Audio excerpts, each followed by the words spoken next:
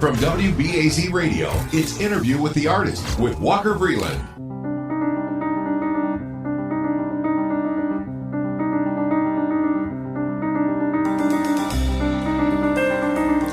Okay, it's going to be an unusual one. I'm warning you. It's going to be a very unusual episode of Interview with the Artist, and a highly personal episode. But this was something that I wanted to do. A bit of an impulsive decision at the last minute that I kind of ran with. Admittedly, I am feeling nervous about it. But here goes. So most of you know that I have struggled throughout my life with a variety of psychological afflictions and disorders, and I've always been very open about that. I mean, from the very beginning of my broadcasting career, and while I am better than ever before and healthier than ever before, I am still apparently not immune from the occasional bout with the darkness. And this last week has been very, very, very difficult, and I'll tell you why. Depression can have many different points of origination. There's the genetic component, of course. There's environmental components, or what's called situational depression. And on top of all of that, there's the suffering, the inevitable suffering that comes from just being a profoundly sensitive person, which is true for, not just me, but many, many, many creative people. What I've been dealing with for the past week or so has been undeniably situational. I mean, it's genetic for me as well. And yes, I am a highly sensitive person, but this depressive episode was triggered by something circumstantial, which makes me, I gotta be honest, all the more apprehensive about sharing it with you. Because I guess when it's genetic, when it's chemical, so to speak, and you just feel sad and hopeless for no apparent reason, it almost absolves you of the responsibility. When it is situational, in my experience, there's like an extra dose of shame that comes with it. Because part of your psyche is saying, well, you don't have a right to be depressed, or you could choose not to react this way, which is ridiculous. It's totally ridiculous. Anyway, my point is that, sharing this is leaving me feeling very, very vulnerable.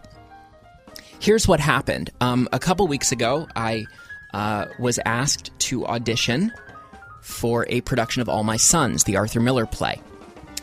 And this production, I was told, would be opening at Guildhall in East Hampton this summer, and that it would be starring Alec Baldwin and Laurie Metcalf.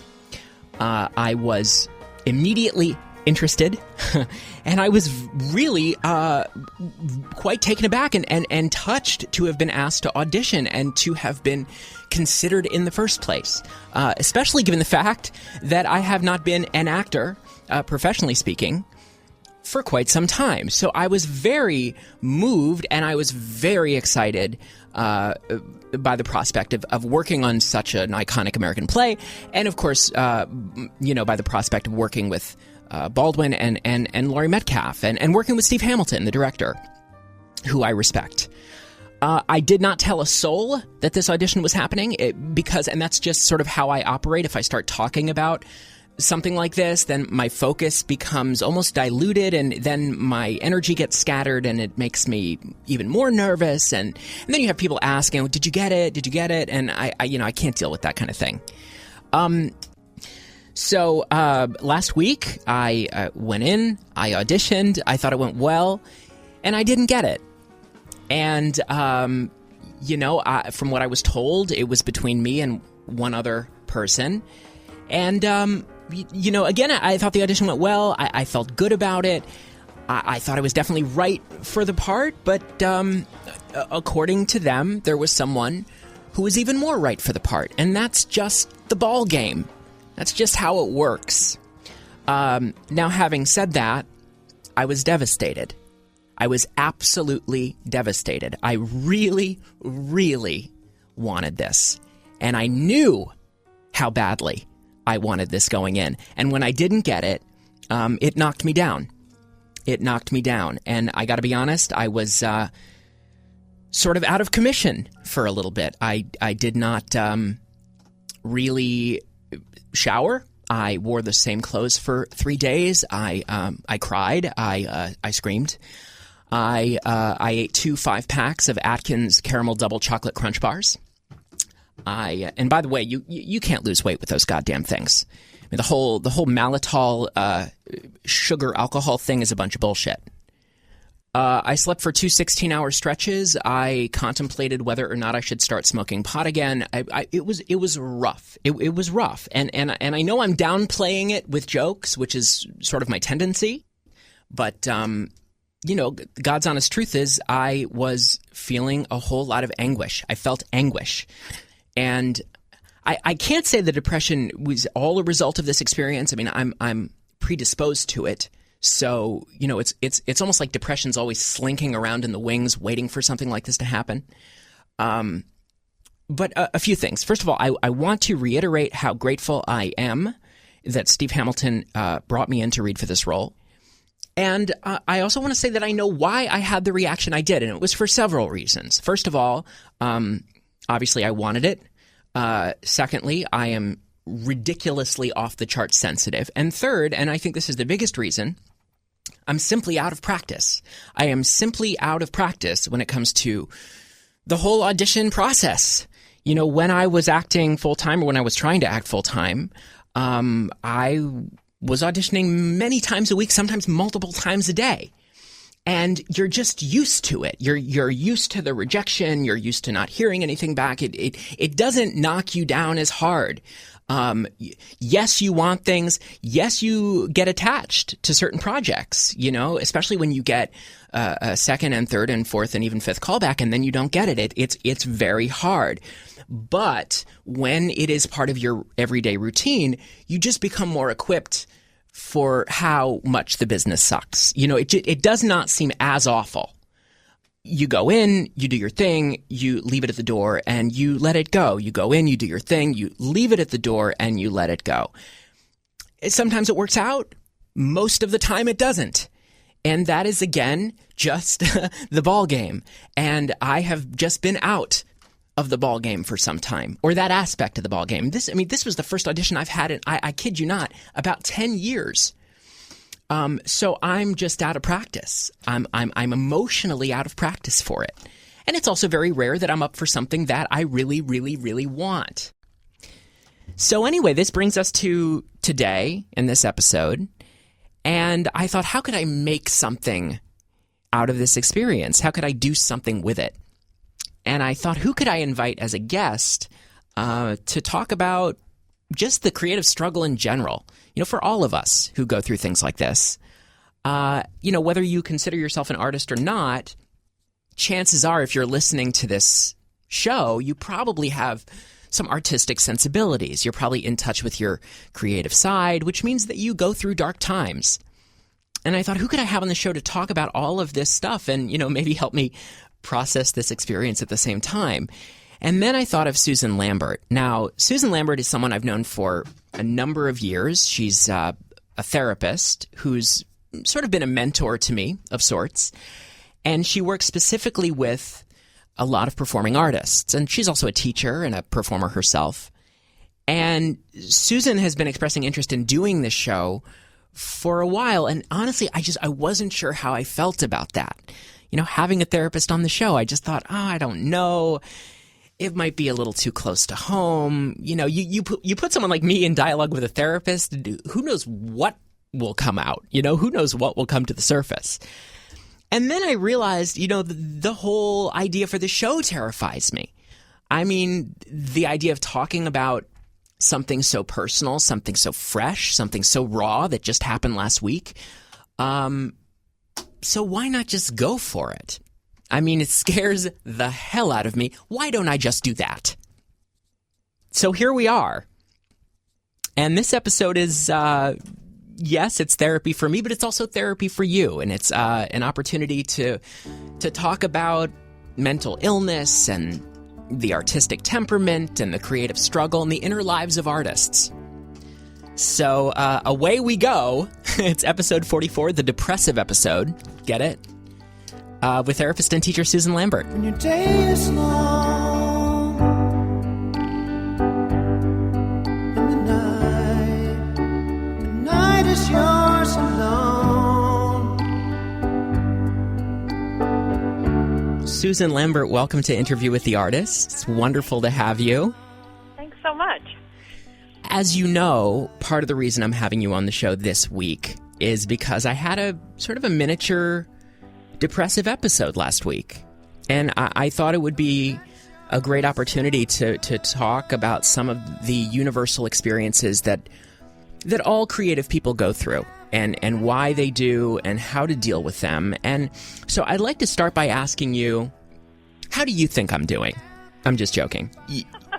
You did say, and you were very sweet, when we spoke last week, that you said, if you decide at the last minute, instead of me coming on the show, that you'd rather just have a private session with me, no problem. And I really appreciated that. Did you say that because you thought I needed the private session? No, I didn't. I said that because I think that this is the whole thing about, this might be part of sort of the stigma maybe that people have around the quote-unquote therapeutic interactions or wellness or people helping each other is that there's something weak about needing help or that we're not supposed to ask for help. No, right. Really, it was just I heard what you were going through and I thought, well, if I can help you on the air, great. If I can help you off the air, great. If it ends up being something, we have to be I think it's good for us to be in tune with what we really need. And so I was just kind of throwing it out. If you feel like you realize what you want is something more private, then we can do that too, Well, again, I really appreciated the offer. I did get off the phone afterwards and I thought to myself, oh no, she thinks I need private sessions with her. Maybe I'm worse than I initially had calculated. But No. I'm glad you're here. How do you feel about being here? I feel great. I think, first of all, I think that it's really, I do it in my work, and I know that you do it in your work. I think it's really important, again, to understand that we're all in the same boat and that life is pretty groundless. And when we clamor to feel that we should be grounded every minute, that's when we really start having trouble, is when we fight the notion that everything is changing all the time and things happen and we're all in the same boat, and you use yourself and your experiences in the work that you do to reach out to other people. And I think this is a big reason that people love your show so much, because they hear that you're authentic and that you are reaching out to them as a member of the world community. And I do the same thing. So I really appreciate speaking with people who are like-minded in this way.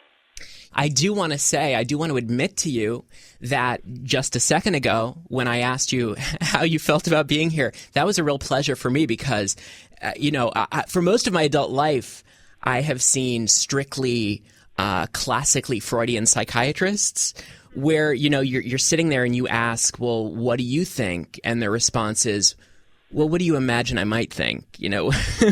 What are your thoughts about what I might think? And that's enough to drive you insane right there. Yeah. Forget mental illness. So anyway, I love this because I actually get, for the first time in my life, because of this show, I get to ask a therapist questions. So as I told you before the interview, last week was rough for me. And I thought that just having you on the show and talking about it would be, at least one way to take a piece of shit and try to make some lemonade out of it. Yep. And before we get into all of that, I'd love to know what led you down the path of becoming a therapist. Oh, thanks for asking and being curious about that. Well, as you know, for years ago, my first career was actually, like you, in the arts, singing and acting, and I've also taught singing. I was a teacher for years and years. And although I think that artistic expression and the artistic work itself is a joy and a passion for me, and again, is another way of connecting and reaching to other people, which was always sort of my interest and passion in it from early on. Sadly, the industry and the business which is part of what we're talking about today in relation to, perhaps anyway, in relation to your experience. The industry as a whole, in this country at least, is a very rough and impersonal and difficult industry to navigate in terms of feeling like you're having any measurable momentum in your own professional and personal life. So you're really struggling against, if not weekly, daily rejection in terms of trying to make your way and make a living and do your art. I mean, doing art in America, as we all know, is something that is not taken seriously. It's not funded by the government, et cetera, et cetera, et cetera. So the industry wore me down, and I thought, okay, what else can I do that's creative, that's connecting with other people, that has meaning, that fires the brain, that's curious, and that's when I thought, I think therapy would be the thing. That would be the thing to do. So I went back to school, and I studied it, and I kept teaching part-time, and started building my way with this new work, and in the midst of it, while having, slight artistic crises, really wondering, how am I ever going to do any artistic work again? You find your way, and I found my way, and I still sing, and I still work artistically on my own terms, not in a wide-scale business. And so it really, it has worked out to be a very harmonious and beautiful combination. Yes. Brought a lot of meaning to my life and gives me the feeling that I can connect with other people in a more consistent way that has a momentum that's a little more predictable and, that isn't kind of like stop and start. Yes, and also you work with, as a therapist, you work with a lot of artists. I do. Now, having worked with artists and writers over the years, what would you say are the defining emotional characteristics or calling cards that you found in creative people? You mean in terms of their struggles or their personalities, their all of the above, I guess, or whatever you have found to be in common among your artistic clients or patients. Well, I think one thing that's really fascinating is, like everything else, like culture, like cities, like society, like people, like technology, everything evolves over time. And so, and especially because of the internet and technology, in 2015, all of us have so much more access to information than we used to about absolutely everything. So this changes everybody, no matter what field they're in. I think that first of all, I think that artists are inherently sensitive beings, partly because maybe they're born with a talent or a gift or a proclivity for deep feeling and for empathy, for having a sense of, and it's a funny thing for me to say, right, that, performers or singers or actors or dancers or visual artists or poets or writers are kind of have a more palpating kind of empathy. Because we think of the word empathy more in terms of, nurses, doctors, caregivers. However, this is why it was so easy for me to make the transition into work, actually, because I find that artistic people have kind of a built-in feeling of empathy. This is what allows them to go into other characters. Yes. This is what allows them to become other people, to become larger than life, to communicate to us through other people's words, through music, through another character. So I find that they have the capacity for empathy. I find also that artists have a deep sensitivity to what's going on around them, which can work for them and can also work against them and cause some obstacles and challenges in terms of handling the mainstream world and some of the brutality of it, some of the indiscrimination of it, some of the prejudice, some of, we could go on and on with the list of challenges in the mainstream world. So artists are vulnerable to the world challenges and what's around them. I also find that artists, what I have found typical in working with them, is that the process itself, any kind of therapeutic process, is very accessible to artistic people because they already understand because they've been in sort of the life of delving deep, going inside in rehearsal processes, even if it's not an actor, if it's a poet, if it's a writer, if it's a visual artist. These people are used to going inside and searching for what makes them tick and what doesn't. And another thing that I think is really fascinating about working with artistic people across the genres is that, we would say in the clinical world, quote unquote, that human beings who have creative outlets, we call that sublimation. It's a way to really sublimate. It's like you'll hear the expression, that's a great outlet for you if you're feeling upset, pottery or gardening or, whatever we might say. Mm-hmm. But in fact, it's really profoundly true that all of us, artists or not, have the capacity in our brains for creativity and for curiosity.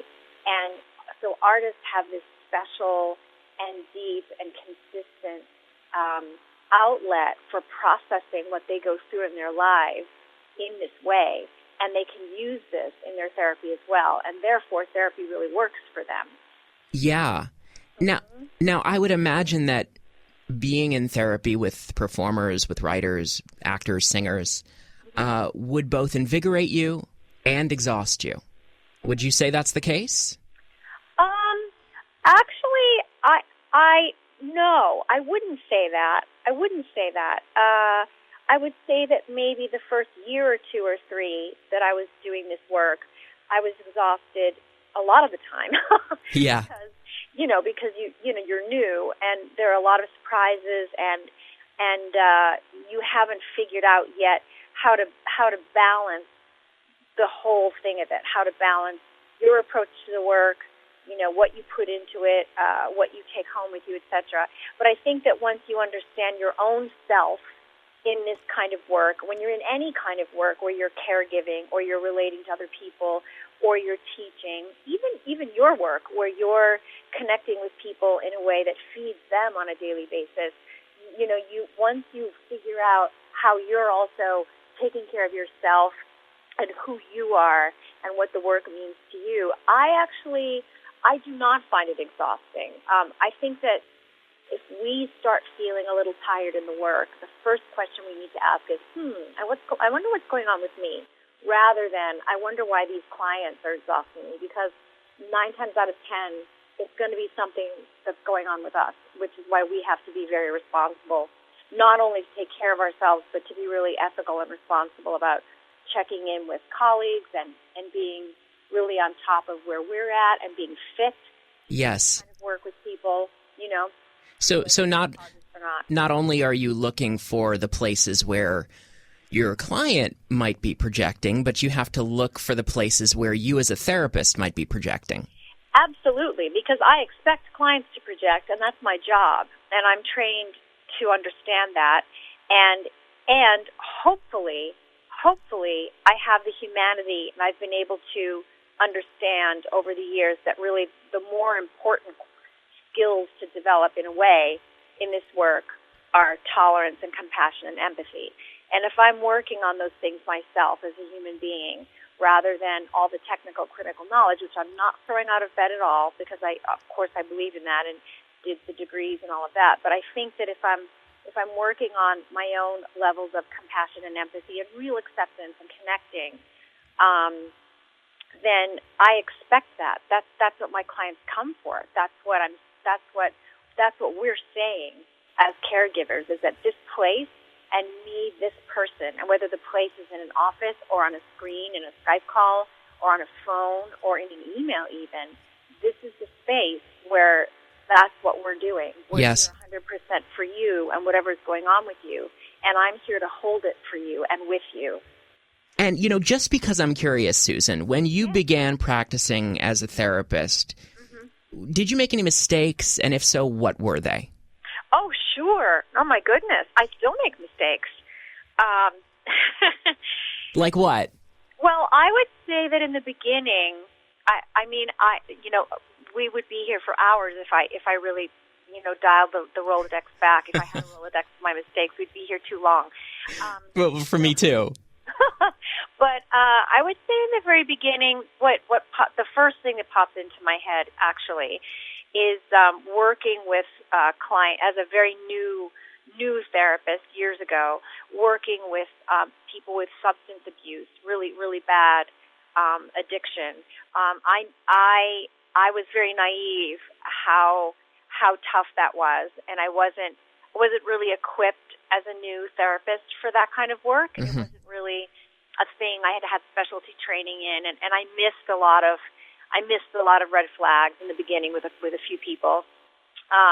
Fortunately, my first job in a wonderful agency, actually out in the Hamptons, was my first job, and it was in a fantastic agency with fantastic supervision. Fortunately, I had a great supervisor who really helped me with those kinds of new therapist mistakes. Mm-hmm. I would say that mistakes that I make now, I would say, and my supervisor now, and when I say supervisor, I mean that when you're in private practice, if you're responsible and if you've been taught by good people who instill this in you, you pay another therapist and you go and consult with them on a regular basis. Yes. It's called supervision. Mm-hmm. You do that just to, have checks and balances on yourself, mm-hmm. and have a place where you can, be sort of being responsible and taking care of yourself the way that I was talking about earlier. But I would say it's interesting. She said to me once a couple of years ago, after many years, once you kind of really know what you're doing, really your issue is always just going to be your feelings about the work, or you're being tired, or you're having maybe a stressful event in your life, and how to contain that and know where to bring that so it doesn't come into the work. So in terms of mistakes, I don't know if there are a lot of mistakes that I make, but I've got to stay on top of my own fallibility as a human being, so that it doesn't, sort of dribble all over the work. Mm-hmm. A mistake that I do make sometimes is, I'll make some scheduling mistakes. To tell you the truth, that's my weakest area, is organizing things like filing, and so I'll make scheduling mistakes here and there. Oh, gosh. Well, you and me both about that. I just wanna be okay, be okay, be okay. I just wanna be okay today. Interview with the Artist comes to you from WBAZ Radio. Leave your comments and listen to past episodes on our website, interviewwiththeartist.com. Feel today, feel today, feel today. I just wanna feel something today. For me, Susan, therapy was a great way to explain things about myself, and I'm generalizing here, about my entire, all 20 of my years in therapy, whether it was therapy or psychoanalysis. It was a great way to learn things about myself and come up with explanations. But it wasn't always a great solution when it came to changing things about myself. I actually had more luck with popular cognitive psychology techniques, spirituality, questioning my beliefs. So while the therapists I saw were always compassionate and very good listeners, and I felt that catharsis, having unloaded something, having confessed, I'm not sure that I ever really learned how to change the way my mind worked. Yeah, well, that's it. I'm really grateful that you brought that up, because I would say, if anything, the thing is, I've been doing this for about 20 years, and I would say that the thing that I'm the happiest about how I've evolved as a practitioner, and how the nature of my practice has evolved, and how people would describe how I work, is exactly that I feel like, compared to even 10 years ago, or even 6 or 7 years ago, but more like 10 years ago, the way that I work in my practice is more towards what you're talking about right now. Mm-hmm. Is really trying to work with people. My practice has a very serious, at this point, spiritual backbone, and a lot of what I'm working with people on is teaching those principles and ways that we can use the same mind that we're finding challenges, or we're having obsessions, or is thinking, or is feeling high-wired with anxiety, we can learn to use that same mind to change that pathway. And how do we do that? Literally, practically, how do we do it? And so a lot of the work, at least in my therapy practice, is more a combination of course, wanting to delve into insights and, of course, wanting to ask questions and understand ourselves. But in this day and age, more about understanding how can we help ourselves? How are we going to learn, not just techniques, but also principles? How are we going to learn these things? And how are we going to learn to go inside and use ourselves, because we've got everything that we need. So I agree with you. I agree with you wholeheartedly in terms of the field overall. I think the field has had to change and should have changed, and it's good that it has gone in the direction exactly that you described. Right. So it sounds like it's in the process of changing. I think so. Yeah. I believe that, and I think that's largely because of the internet and a lot of information that people get now that they didn't have before. I also, though, think that it's because, we've just learned more about, hey, I can learn to take care of myself. For example, I do group work, and I love doing group work. What I do is I do short-term groups for 4 weeks, and they're topic-focused, and we meet an hour a week, and we work very intensely together on a topic, and people love it. They become bonded. We do assignments in between meetings. And it's really a wonderful way to work. For example, that's just one way that I've realized that aspect, for example, of the practice needed to change with the times and with what people need, and it's been very, very rewarding, actually, for everybody. So, Susan, you mentioned earlier that you are a performer, and that when you were starting out, that the business was very difficult for you in dealing with rejection. I want to talk a little bit about that subject. Yeah. What words of wisdom do you give your clients when it comes to dealing with rejection? And, I dealt with it last week, but I don't even deal with it very much. There are millions out there, maybe some of you who are listening right now, who deal with rejection constantly, and that, that's a big part of why I'm not in that world anymore. But, is there any advice you can give, or can you speak to dealing with rejection as a highly sensitive being? Yeah, I think that's a huge topic, but what I would say about it is we need to learn to quiet our minds, and I know that we've heard this phrase a lot, and people are probably listening to this right now going, what's she talking about, quieting my mind? Well, our minds are on overdrive all the time, and we're never going to quiet our minds completely, but we can work to attain practices that can quiet the reactivity that's our go-to. Mm-hmm. Our go-to place in life is to be reactive. Yeah. This is what creates our perception that we're being rejected. When I describe what I went through, let's say years and years ago, in the theater world, a lot of rejection, which just means, you go in there day after day and you're like, no. My perception of that as rejection is reactive. Whereas if I can learn to move my mind to a quieter place, I can stay with myself and realize that really, like the guy who wrote The Four Agreements, which is a great book. Oh, a great book. Yeah, it's a great book. And one of the Four Agreements is never take anything personally. Right. Sounds easy. Yes. Sounds kind of simple and easy. But it some of that is about this. It's about, realize that when you're feeling rejected, whether it's in a relationship, if it's a breakup, if someone breaks up with you, if it's the theater world, if it's like you don't get a job that you want or you get fired, all these things are hard to deal with. And it's not that I'm saying we've got to find a way to be okay with everything. No, not at all. But what we want to try to do is quiet the reactivity that has us then characterizing it as rejection. I'm bad. I got rejected. Mm-hmm. These people did this to me. Right. Well, they're just doing the best they can, and it was disappointing, or it was hurtful, or it was threatening to one's financial stability, or. We can have sadness about it. We can be angry. we can feel disappointed. If we feel our real feelings rather than becoming immediately reactive and saying they did this, that they did that, we'll get through it probably and come out the other end a little quicker and with a little bit more buoyancy inside. Yeah. And I think some examples of, letting the mind spin off into reactivity is, letting the inner critic take over. Yeah.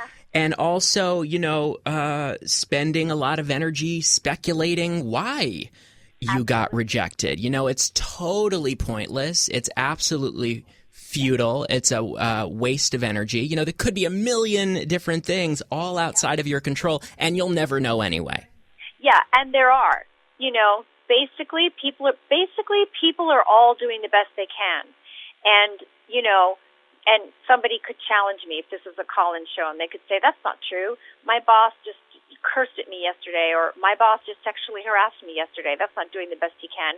Well, that's your idea. Right. That guy is doing the best he can. Right. Is it disappointing in terms of ethical social behavior? Absolutely. Yeah. Did it hurt your feelings and insult you? Absolutely. Should you leave the job? Yes. Absolutely. However, it's not personal to you. Right. It's not you, failing to protect yourself, or it's not you doing something that brings it on. And it doesn't, like you say, and it doesn't help your mind or your nervous system or your next day or your next hour to get too wrapped up in the whys of it, or even to spin off so far into the reaction to it that you started to create even more trouble for yourself than the original happening. I spoke about this in the intro, that when you're auditioning all the time and you're constantly getting rejected, it does get a little bit easier because you become more desensitized to it, I guess, and even when you are knocked down by something, it's a more low-impact blow, and the bounce-back window gets shorter and shorter. Yes. I find. And I think that's one of the reasons, as I said in the intro, that this knocked me down the way it did just because I'm so emotionally out of practice. Yeah.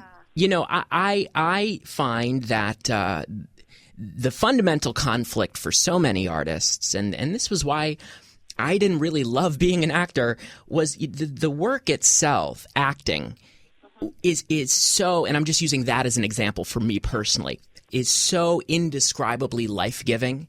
But the means to getting it, professionally speaking, the auditioning process, the business aspect of things, is so indescribably life-depleting. And I think it, at least it was for me, and I think it is for a lot of people. And I just never knew how to reconcile those two extreme opposing forces. And they are extreme. Yeah, that's really well put, Walker. It's really well put. Absolutely. Absolutely. That's the tough thing about that kind of industry. It's well put, and I don't know what I would say to that, except that I do know what to say to that. One thing I would say to that is, I was doing that audition, let's say 25 years ago, right?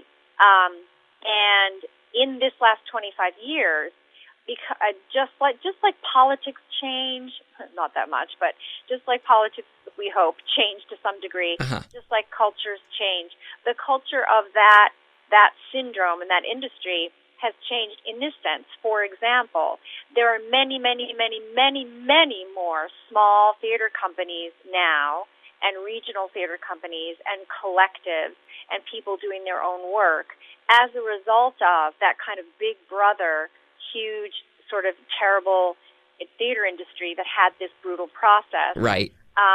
There's a lot of legitimacy given these days to people doing sort of quote unquote their own thing. Yeah. Or even in the film industry, independent films 25 years ago were not a big thing. Now they're a huge thing because the film industry was the same kind of, in this country particularly, terrible process. Like you say, it's a really wonderful way you put it. It's a life-giving, connecting.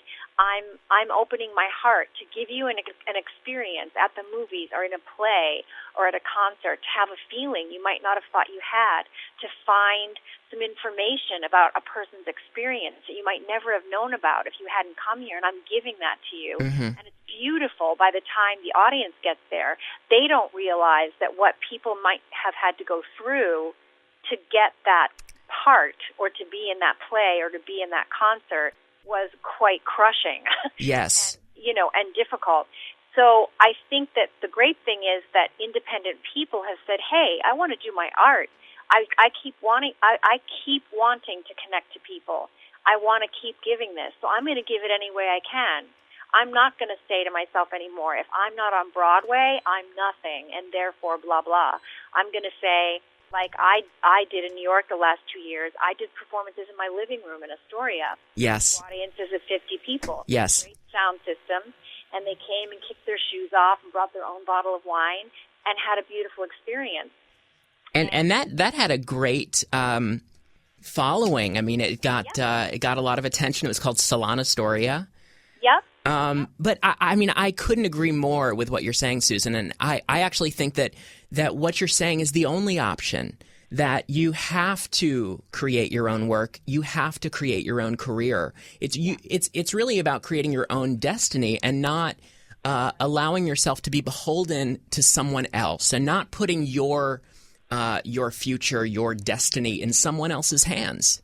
Yeah, and that's where we come back around to what we were talking about earlier, which is what you were saying about therapy in general, and how in both of our opinions, the therapeutic process and the field itself has also needed to, and has hopefully, with many people anyway, changed and evolved, because it needs to be really, in my opinion anyway, built on a very palpable and real and respected spiritual backbone, which is also sending that message as well, which is you have everything you need right inside you to heal, to be well, to be creative, to have quote-unquote success, whatever that means to you, which could mean just feeling joy and being connected to the world around you, to helping other people, to having close friends.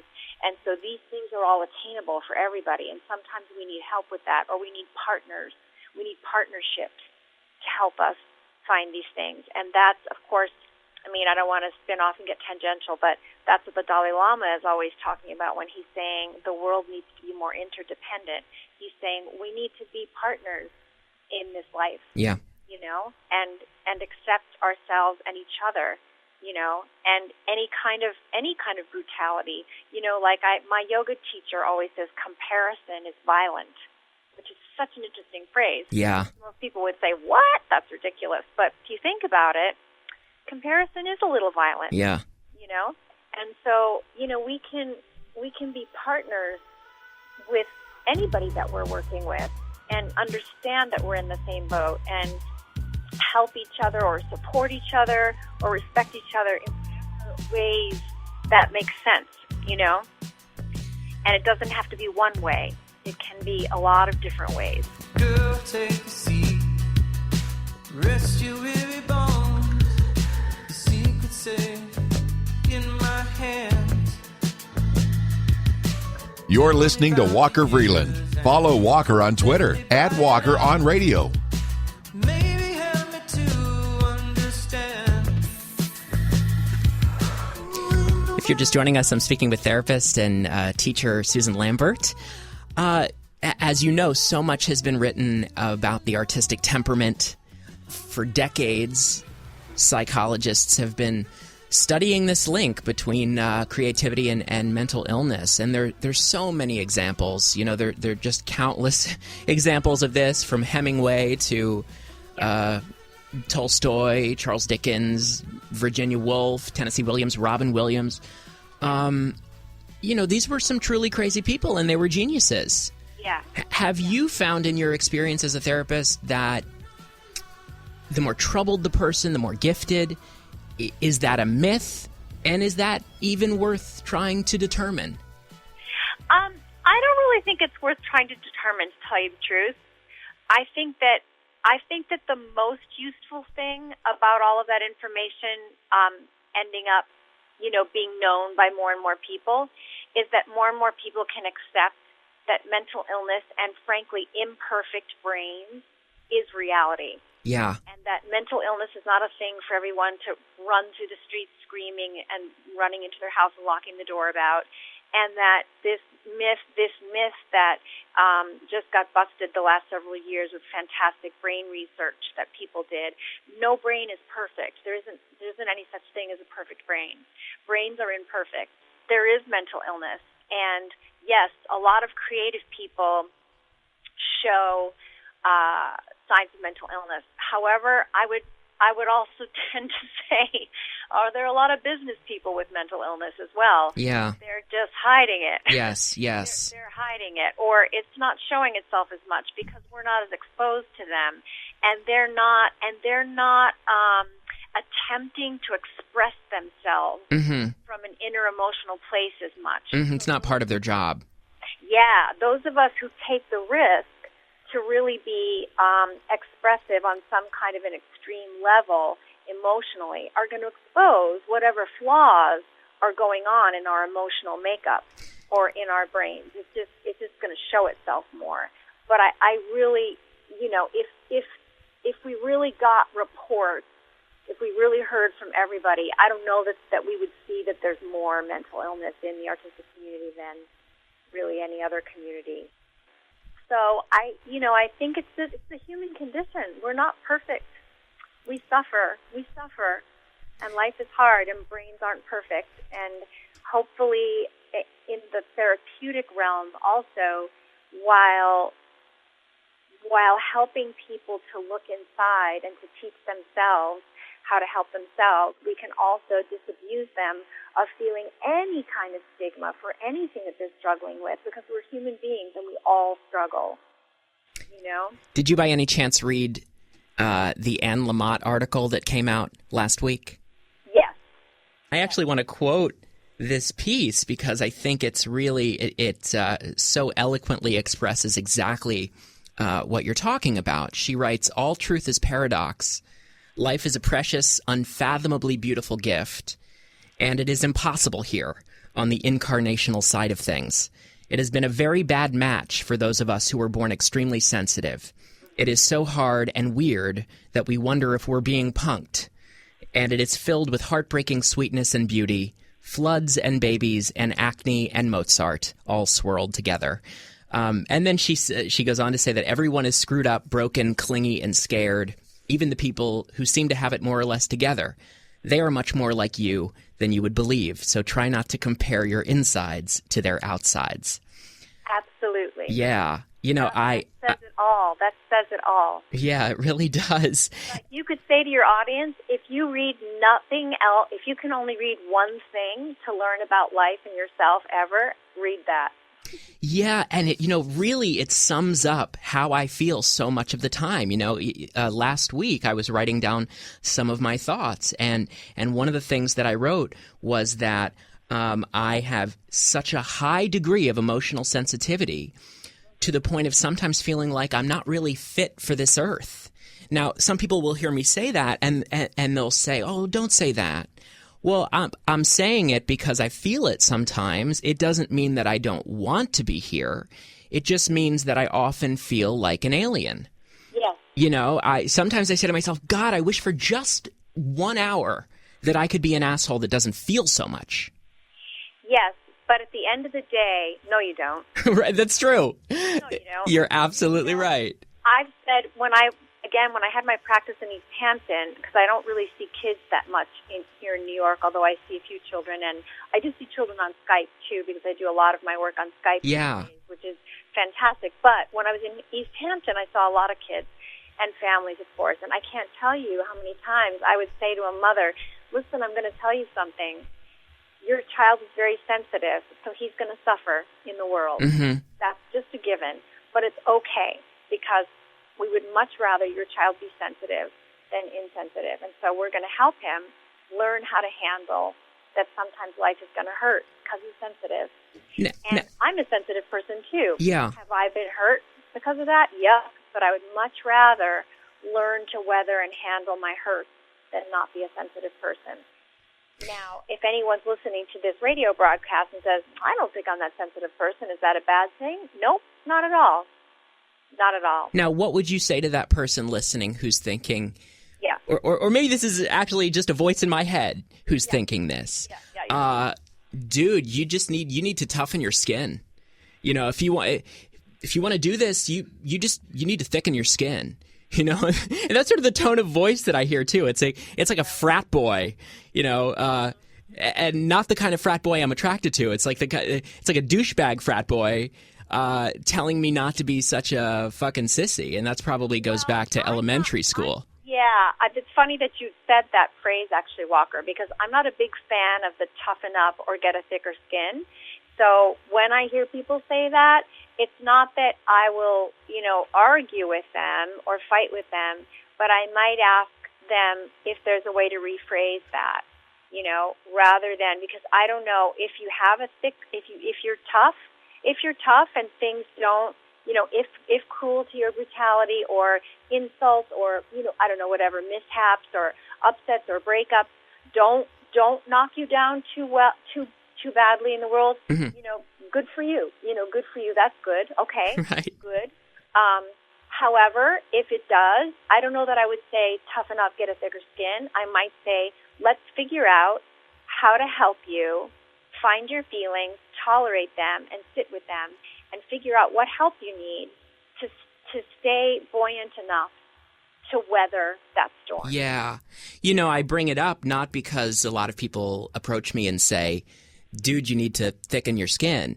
Right. It's because I think I'm projecting, and I think that there's a part of my mind that says that to myself. I think, you know, a big challenge for me is that I often try to modulate my reaction.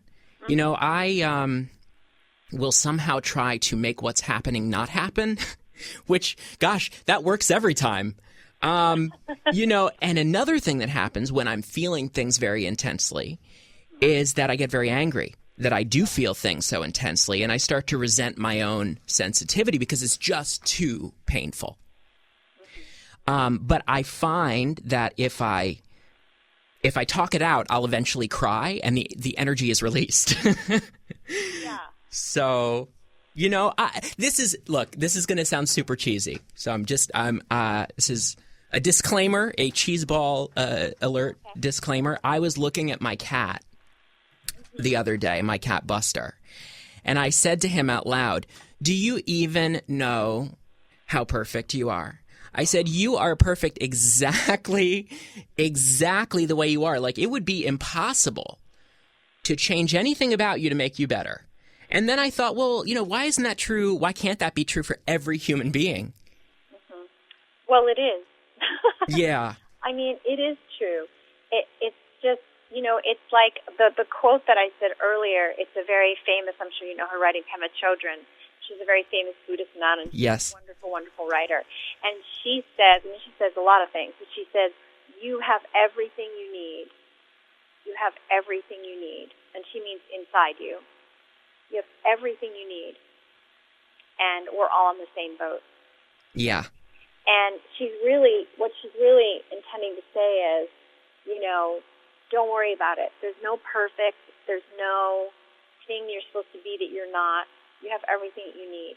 And all we need to learn how to do is to work with what we've got and who we are and accept ourselves and therefore also accept others. That's why the compassion piece, really truly learning about compassion, and not just the idea of compassion or the feeling of compassion. And compassion, by the way, is not niceness.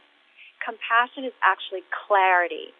It's about clarity and seeing ourselves and others for really, truly who we are and who they are, and accepting it and relating to it. That's compassion. And if we can really practice that, that really helps us with so many things that we're talking about today, you know, and especially what you're talking about right now, you know, about yourself. When you get angry at yourself for getting angry. Well, you know, that's that's not going to get you very far. Definitely not. If you're just tuning in, I'm here with therapist and teacher and performer Susan Lambert. And you can find out more about Susan or seek her services by going to her website, which is susan-lambert.com. We've sort of touched on this already, but one thing that causes depression is stunted creativity, the unlived life, as it were. And that's another reason I think I was knocked down, was because my being is crying out to express myself in that way. So it wasn't really about not getting this job.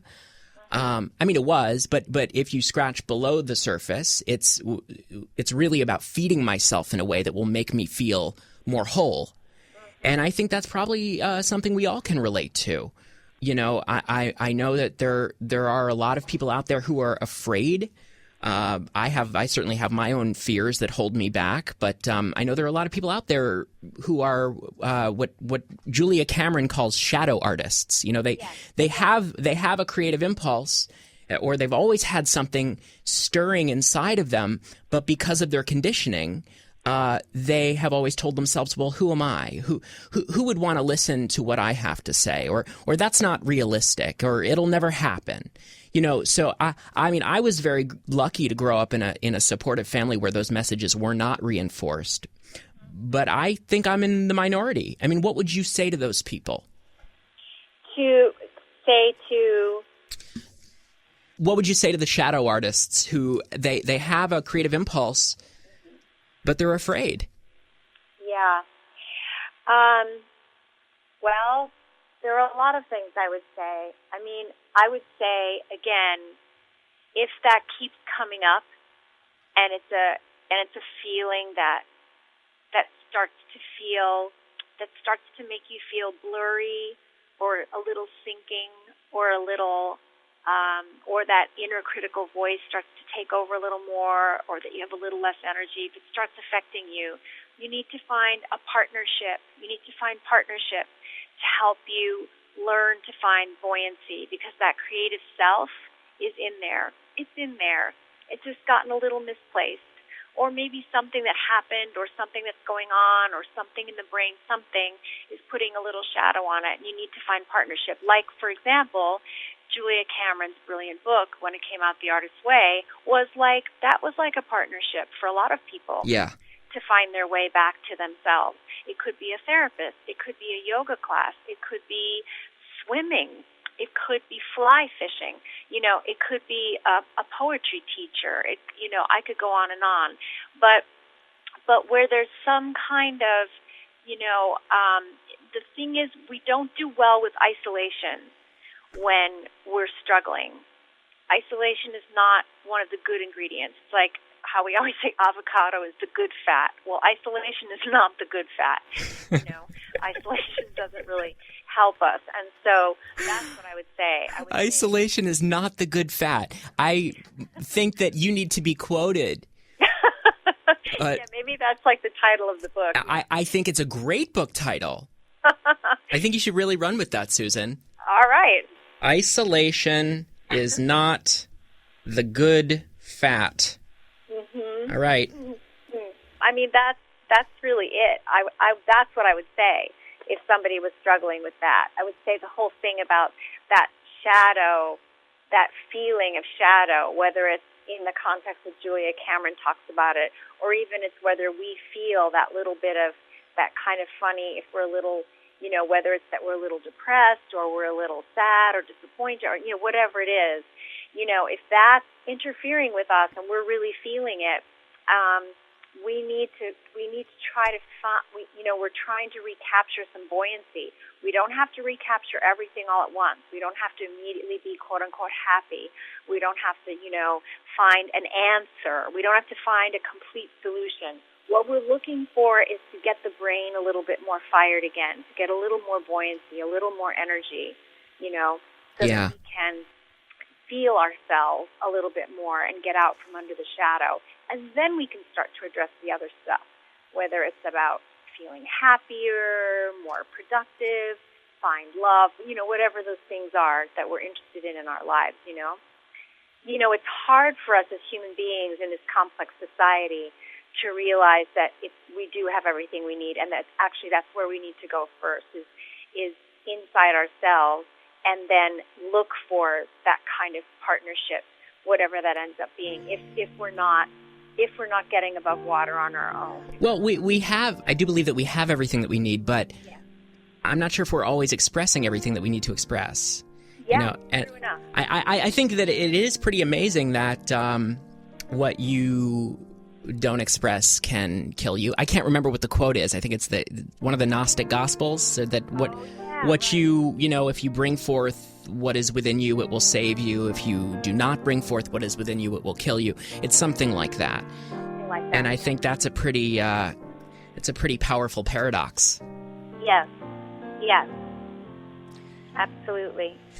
Well, I've been speaking with therapist and teacher and performer Susan Lambert, and again, you can find out more about Susan. You can seek out her services. You can find out what she's up to on her website, which is susan-lambert.com. Susan, thank you so much. This has really been very helpful for me, and I think it will be helpful for a lot of people. I'm so glad. I really appreciate it. Thank you very much. It was a privilege.